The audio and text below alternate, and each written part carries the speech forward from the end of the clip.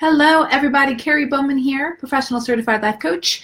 And a lot of people ask me all the time, why is what I'm trying not working? I mean, that's probably the biggest thing I see. Number one, everyone I see and I know, including yourself and me, has something we want to change. That seems to be just a constant. And then the second thing that seems to be almost a constant is I've tried everything, or what I'm currently trying isn't working. Why not? Everyone wants to know why not, why not, why not? And I mean, it's a great question. You should be asking yourself that. I'll tell you why it's not working. What we do, what our minds do, is we come up with these strategies, and many of them are really powerful strategies. And I'm going to give one example of one in a second. And what we do is we practice them for like a day.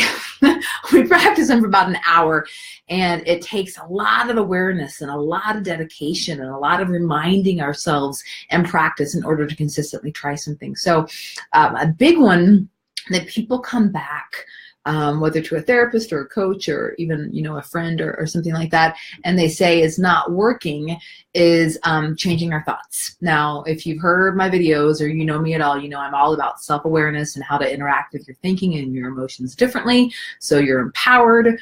They're not in charge. You can begin to have a different, incredible experience when you're not always aligning with all the stuff that's going on inside you all the time.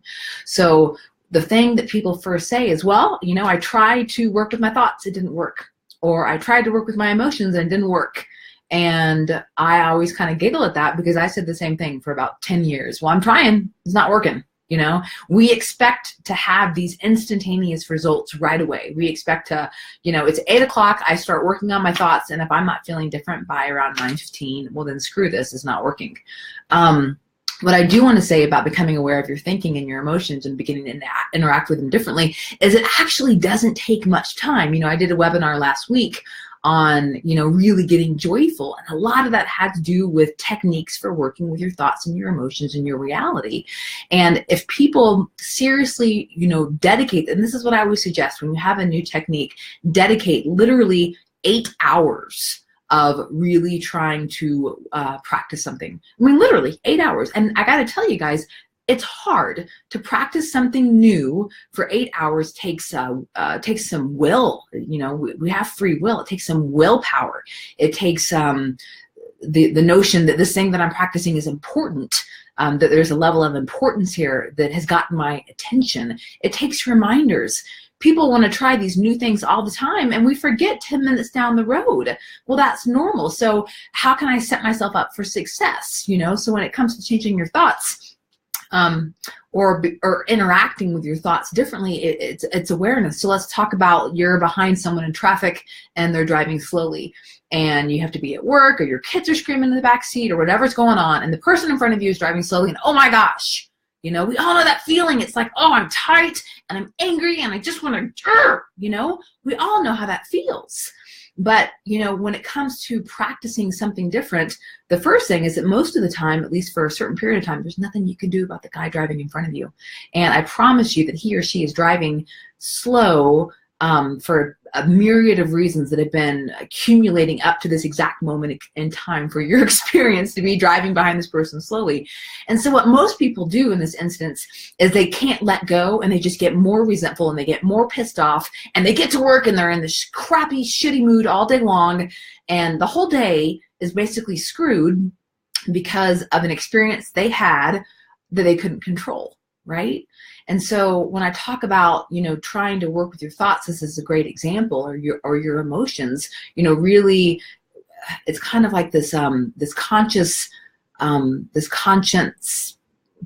allowing something positive in. So I have to practice this a lot because I have kids and I have a really super busy life, and we're always going all around, and I'm always behind really slow drivers, and I drive too fast. And so I have to practice this one a lot. So there'll be someone in front of me, and like literally they're just driving slow, and there's something in me that says, I know how this person should drive, and it's not the way that they're driving, and that's not okay. Like literally, there's this person in me that says, no, they're not driving okay. This is ridiculous. They are driving the speed limit, or oh my God, they are driving 5 under the speed limit. Whatever it is, there's something in me that feels like I know how they should be. But most of the time, there's nothing I can do about it. So when I'm practicing working with my thoughts, what I do, the first thing I do is I relax. Like I literally have to tell whatever is in me that is all crunched up and tensed up to relax. And literally I have to like put my shoulders down, like, oh God, they get so tight, and I have to breathe. And I'll take a really deep breath in, and I'll watch my mind freaking out, and I'll feel like all this anger inside of me.